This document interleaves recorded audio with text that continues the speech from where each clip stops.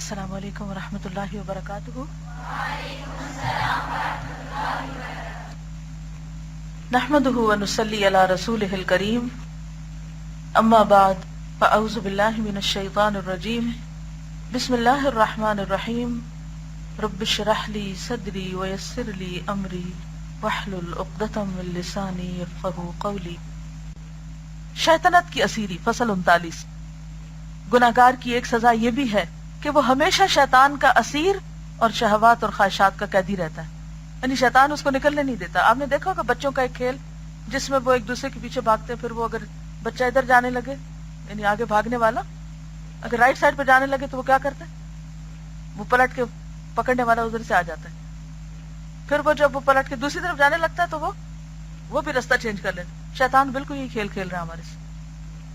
ہم ایک طرف سے نکلنے کی کوشش کرتے ہیں تو ادھر آ جاتا ہے، جب ہم دیکھتے کہ ادھر شیطان ہے، یہ راستہ خراب ہے، غلط ہے، تو مجھے ادھر جانا چاہیے، تو وہ بھاگ کے ادھر آ جاتا ہے۔ تو شیطان ہر وقت کیا چاہتا ہے، انسان کو اپنے شکنجے میں لیے رکھے، اور یہ کس طریقے سے کرتا ہے کہ انسان کے اندر خواہشات پیدا کرتا رہتا ہے، انسان کے نفس کے اندر مختلف چیزوں کی خواہش پیدا کرتا ہے، اور پھر اس کے ذریعے غلط کام۔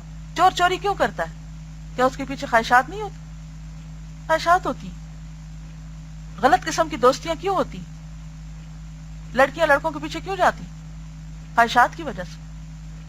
اور اسی طرح بہت سارے غلط کام صرف اس لیے ہوتے ہیں کہ انسان اپنی خواہشات کی پیروی کرنا چاہتا ہے، اور یہ دراصل شیطان کے داخلے کے راستے ہوتے ہیں۔ ایسے شخص کو شیطان پوری طرح اپنے شکنجے میں لیے ہوئے ہوتا ہے، گویا وہ ایک دائمی قیدی ہے، لائف ٹائم امپریزنمنٹ۔ اور اس سے بدحال قیدی کون ہو سکتا ہے کہ اپنے سب سے بڑے عدو، سخت سے سخت دشمن کا اسیر بن جائے۔ اس وقت ہم لوگ جو مختلف طرح کے مسلمان بڑی بڑی جیلوں میں پڑے ہوئے ہیں، ان کے پیچھے بہت کچھ کہتے بھی ہیں، تکلیف بھی اٹھاتے ہیں، اور سمجھتے ہیں ہائے بیچارے بڑا ظلم ہے، لیکن اپنے آپ پہ کبھی خیال نہیں آیا کہ ہم خود کتنے مظلوم ہیں، اس سینس میں کہ سب سے بڑے دشمن کی قید میں، خواہشات کے ذریعے۔ خواہشات کے جیل خانے سے زیادہ کوئی تنگ و تاریک جیل خانہ نہیں ہو سکتا، اور شہوات کی قید سے زیادہ کوئی قید نہیں ہو سکتی کہ انسان اپنے آپ سے مجبور ہو جاتا ہے۔ بس جو آدمی کے اسیر ہو، جیل خانے میں ہو، مقید ہو، وہ اللہ کو کیوں کر پہچان سکتا ہے اور کیوں کر اس کی جانب جھک سکتا ہے؟ جب کسی انسان کا قلب قیدی بن جاتا ہے تو پھر ہر جانب سے اس کے لیے آفتے ہی آفتے ہیں، اور جس قسم کی اسیری ہوگی اسی قسم کی آفتیں اتریں گی۔ قلب کا حال پرندے کا سا ہے، پرندہ جس قدر اونچی پرواز کرے گا اسی قدر وہ آفات سے محفوظ رہے گا۔ اسے انڈر لائن کر لیں، یہ بہت ہی خوبصورت بات انہوں نے کہی ہے۔ پرندہ جس قدر اونچی پرواز کرے گا اسی قدر وہ آفات سے محفوظ رہے گا، اور جس قدر اس کی پرواز نیچی رہے گی آفات کا نشانہ بن جائے گا۔ جتنا زمین کے قریب ہوں گے اتنے مسائل زیادہ، دنیا کی محبت میں جتنے گرفتار اتنے مسائل زیادہ، اور جب ان چیزوں سے آپ اوپر اٹھ جائیں گے تو یہ بہت معمولی حقیر ایشو۔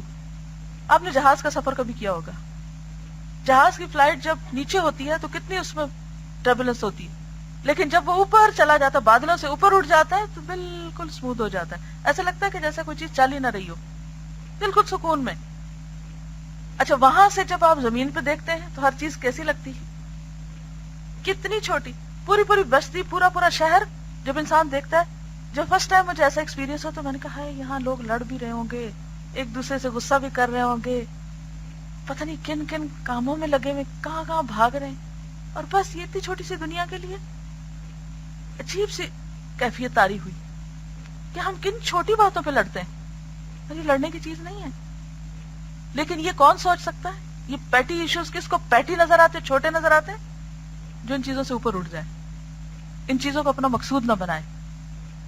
اسی لیے جو چھوٹے دل والے لوگ ہوتے ہیں وہ چھوٹی چھوٹی باتوں پہ نوک جھونک کرتے رہتے ہیں، چھوٹی چھوٹی باتوں پہ لڑتے ہی رہتے ہیں۔ آپ نے دیکھا کہ چھوٹے بچے سب سے زیادہ لڑتے ہیں، یہ کچھ لوگ بڑے ہو کے بھی بچے بنے رہتے ہیں، نوک جھونک ہر وقت۔ جو امیچور میاں بیوی ہوتے ہیں وہ ہر وقت ہر بات میں ایک دوسرے کی اعتراض، ہر بات میں ایک دوسرے سے لڑائی جھگڑا، ہر بات پہ اعتراض، کسی چیز سے درگزر کرنا، معاف کرنا، اگنور کرنا آتا ہی نہیں، سیکھا ہی نہیں۔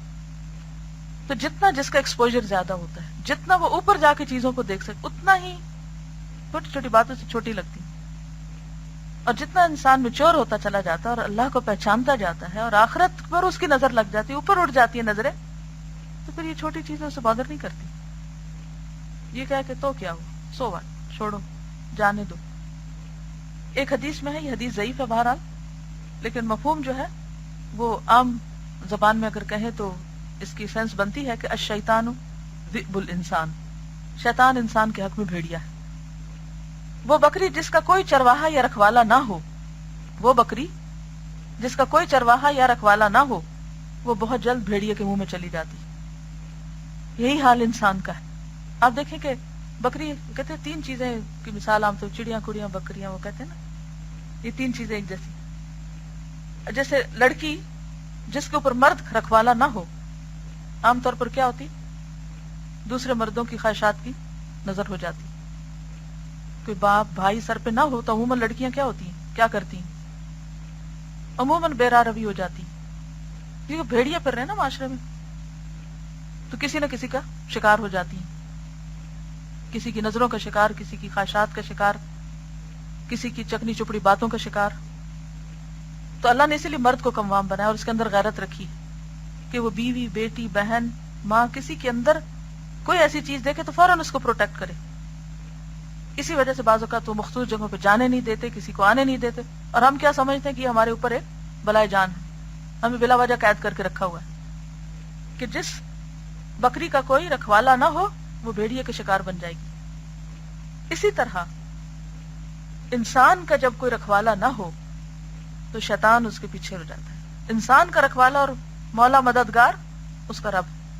جس نے رب کی پناہ نہیں لی وہ شیطان کے بھیڑیے سے بچ نہیں سکتا، اور اللہ کی جانب سے اسے محافظ نگہبان اسی وقت میسر ہوگا جب وہ تقوی اور پرہیزگاری کو اپنا شعار بنا لے، حرام چیزوں سے بچے، گناہوں سے بچے، کہ مجھے بچ کے رہنا ہے، مجھے اپنی حفاظت کرنی ہے، تو اللہ کی طرف سے مدد آتی جائے گی.